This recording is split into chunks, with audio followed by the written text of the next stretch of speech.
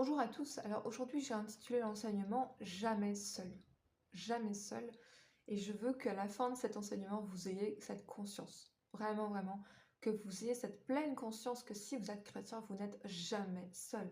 Et ça c'est important et je pense qu'on n'a pas assez conscience de ça aujourd'hui. On n'a pas assez conscience de la présence de Dieu avec nous. Donc Juge chapitre 18, c'est notre texte du jour.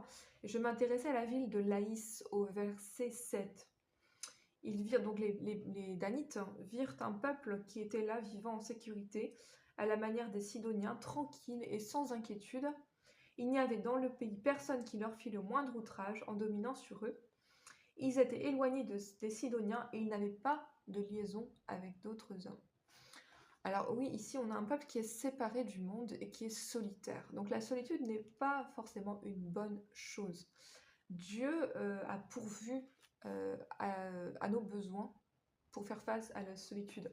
Premièrement, il a institué ce qu'on appelle le mariage. Le mariage est là pour combler en fait la solitude de l'homme et de la femme. On n'est pas fait en tant qu'homme et femme à la base, on n'est pas fait pour être seul. La Bible le dit bien dans Genèse chapitre 2 verset 18. Genèse, je vais nuancer ce que je dis parce que si vous êtes célibataire, c'est pas du tout une mauvaise chose non plus. Et vous allez voir où je vais en venir. Genèse 2 verset 18. Il n'est pas bon que l'homme soit seul. Je lui ferai une aide semblable à lui. Donc Dieu a pourvu le mariage, qui est une très bonne chose, qui est une chose que Dieu, c'est une bénédiction de Dieu, d'avoir un partenaire avec qui vivre et partager sa vie pour ne pas être seul. Alléluia. Autre provision de Dieu contre la solitude, c'est la famille et l'entourage. Psaume 68. Psaume 68. Rapidement, psaume 68 à partir du verset 6. 68, verset 6, la Bible dit « Dieu donne une famille à ceux qui étaient abandonnés.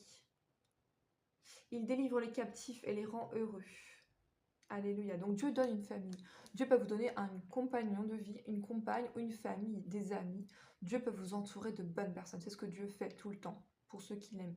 Si vous êtes chrétien, Dieu va envoyer des personnes dans votre vie pour vous bénir. C'est une des bénédictions de Dieu, c'est à travers des relations. Maintenant, il y a des bénéfices aux relations. On n'est pas censé non plus être seul parce que seul, on est moins productif. Seul, on est moins productif, c'est une réalité. Un chrétien qui est seul, qui est isolé, va pas pouvoir accomplir des choses aussi grandes qu'une assemblée ou que 2-3 personnes réunies. C'est normal. Seul, on est... Et c'est une bonne chose, parce que j'ai expliqué précédemment pour ceux qui ont écouté d'autres enseignements, c'est que dans le corps du Christ, on est censé être interdépendant. Donc on n'est pas censé être seul. Gloire à Dieu.